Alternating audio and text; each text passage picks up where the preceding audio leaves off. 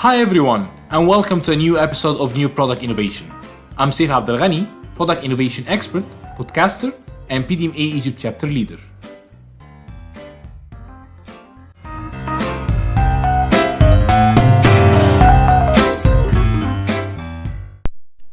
Hi everyone, and welcome to a new episode of New Product Innovation. We're going to continue in our series, The Life of a Product Manager, and this is part 2.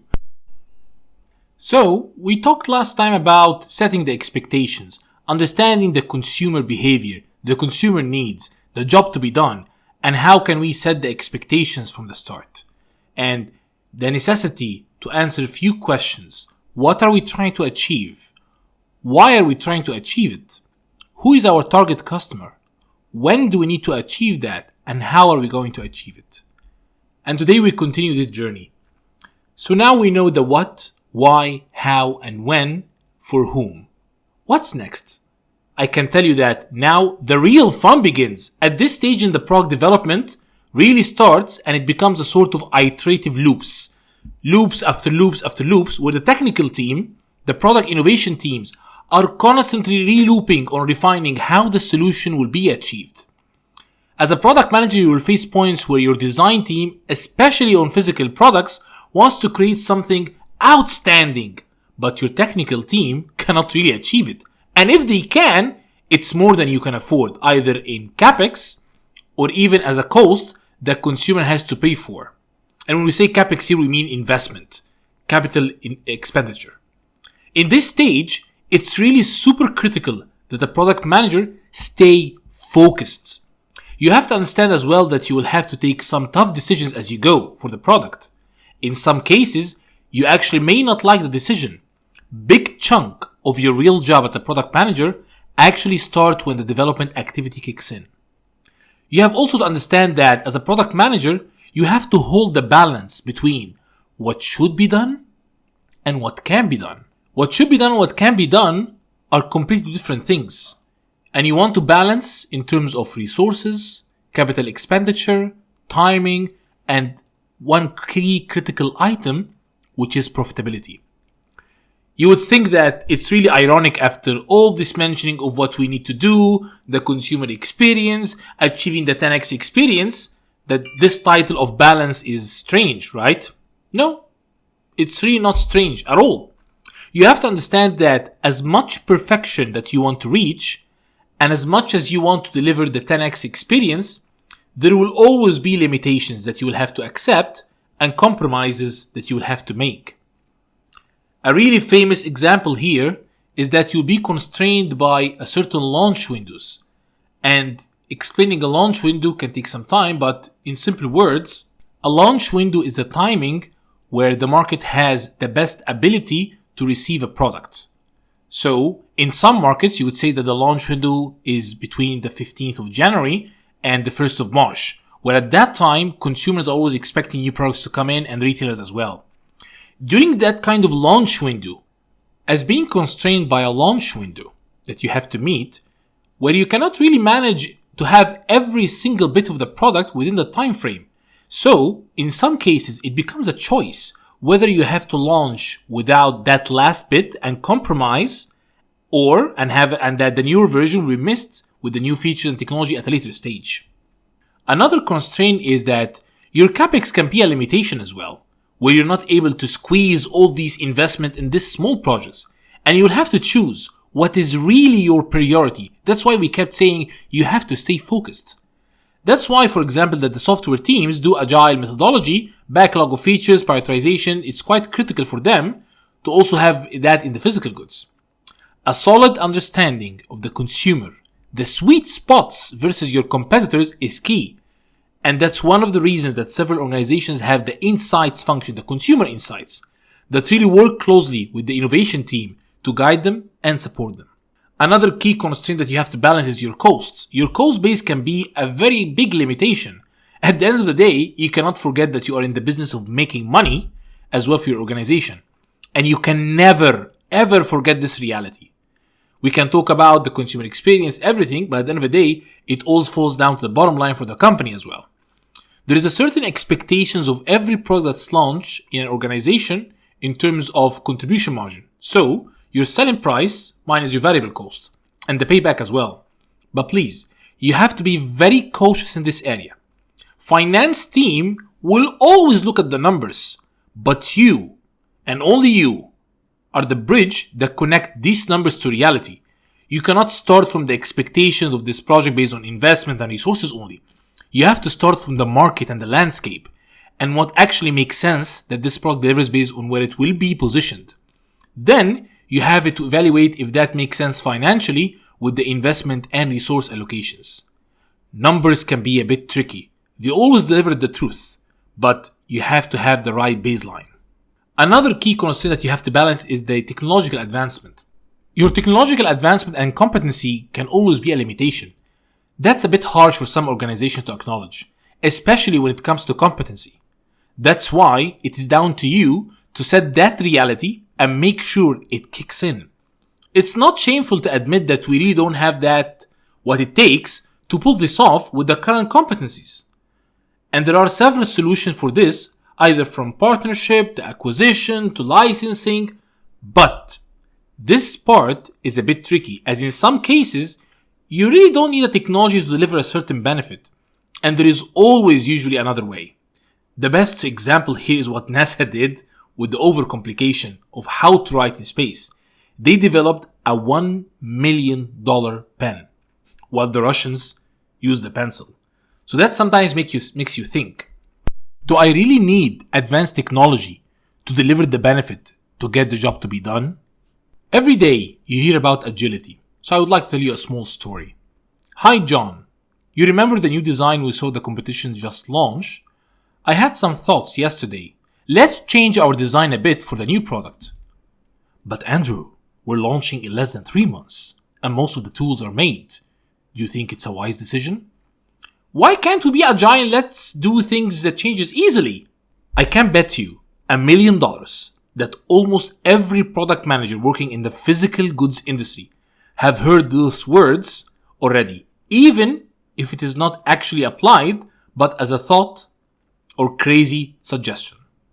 The problem that physical products have over services is that you always have to involve hardware investment for the product, and in some industry, it's a heavy investment, which is millions of dollars. That's why actually in several companies, which usually take the waterfall approach in project management, they have installed this gate system where certain decisions are taken by a certain gate to ensure that the investment is done the right way. But if that's the case and there is always gates and nothing can go wrong, where's actually the problem? The problem is simple. No one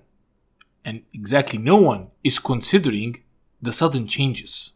So, sudden changes, why? Or why not?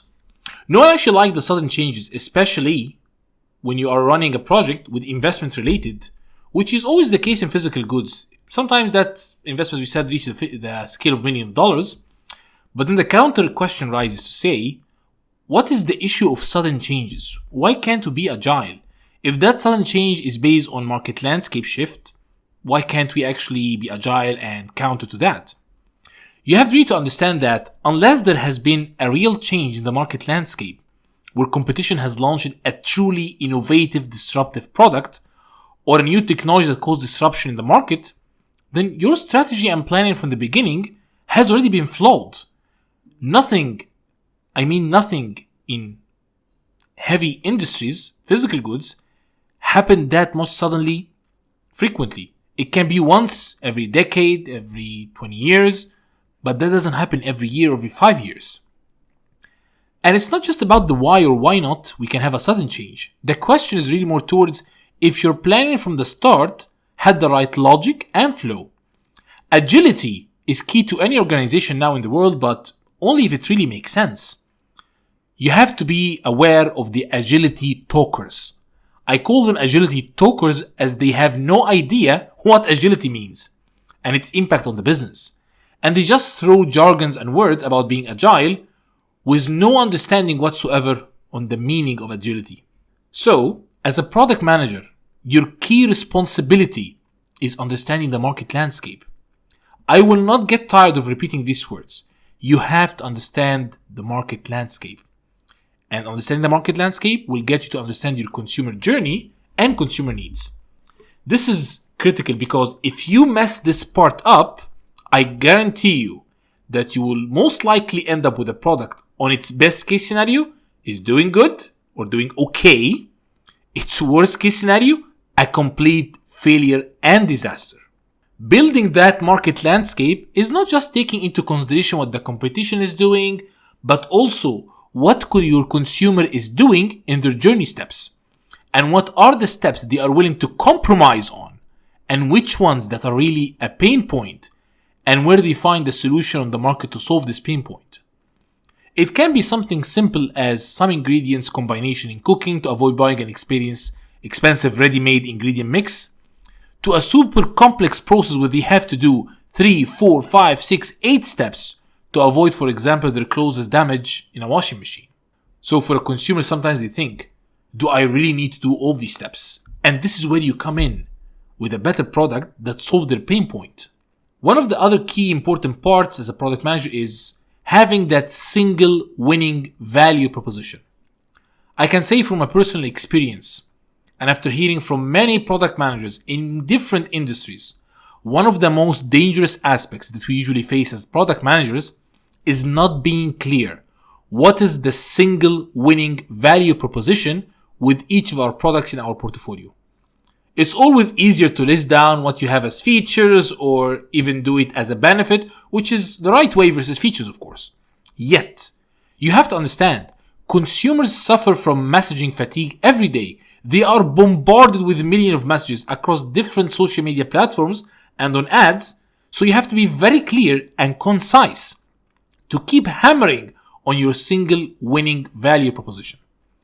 The rest can always stay in the background, but in reality, if you cannot really define what is your single winning value proposition, then you don't have a competitive advantage. And most likely, you will not be able to claim leadership in the market. If you cannot answer in under 30 seconds why a consumer must buy your product, you have already lost.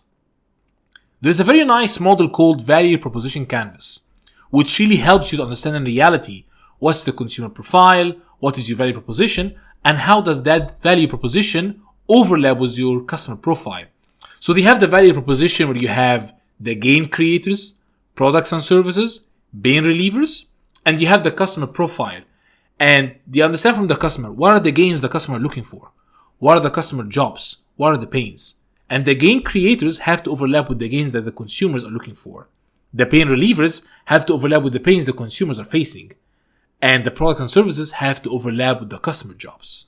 Now, in any company, you will always hear this words from people working in sales specifically. And especially if they cannot really sell your product. There is this myth about brand perception. So, having a strong brand is always important, but please, don't live in the myth of brand perception. Your brand is as strong as your innovations and your executions in the market and the experiences that your products bring to the market. Remember, Nokia, Kodak, and many great brands where no one thought they can even disappear. But in reality, what happened to them is a lesson for us all.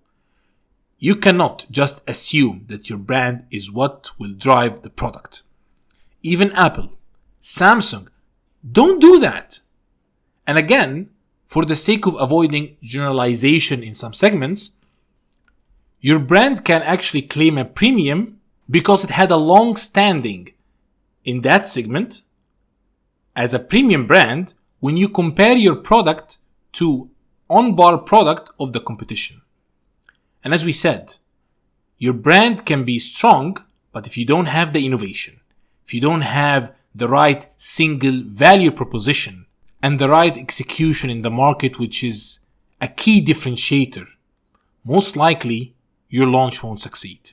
Next time, we're going to talk more about how product managers are facing massive burden when managing the profit and loss. See you next time. Hi everyone. If you like the episode and would like to follow up on the next episodes, please subscribe on Apple Podcast, Google Podcast, or Spotify, or in any other application you're following up the podcast on. And if you like the episode, please share it. This was Saif Abdel Ghani, Product Innovation Expert, Podcaster, and PDMA Egypt Chapter Leader.